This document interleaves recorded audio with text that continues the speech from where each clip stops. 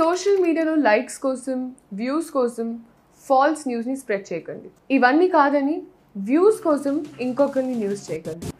అసత్య ప్రచారాలకు దూరంగా ఉందాం. సామాజిక బాధ్యత వహిద్దాం. నమస్తే, నేను మీ అడ్విసేజ్.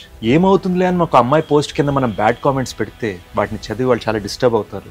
ఏం కాదులే అని మనం ఫేక్ న్యూస్ని షేర్ చేసినా అదే నిజం అని చాలా మంది జనం అనుకుంటారు. సో కాస్త ఆలోచిద్దాం, బాధ్యతగా ఉందాం.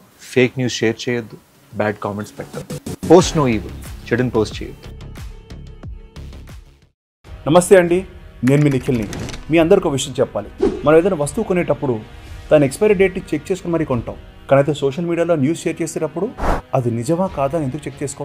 ఎందుకంటే ఏమవుతుంది అని చిన్న క్యాజువల్ యాటిట్యూడ్. కానీ మీరు చాలా సరదాగా షేర్ చేసే ఆ ఫేక్ న్యూస్ కొన్ని జీవితాలని స్పాయిల్ చేస్తుంది, నాశనం చేస్తుంది. అందుకే మీరు ఒక న్యూస్ షేర్ చేసుకునే ముందు అది నిజమా కాదా అని ఒక్కసారి చెక్ చేసుకోండి. సోషల్ మీడియాని 10 మందికి ఉపయోగపడేలా వాడతాం, ఇబ్బంది పెట్టేలా కాదు.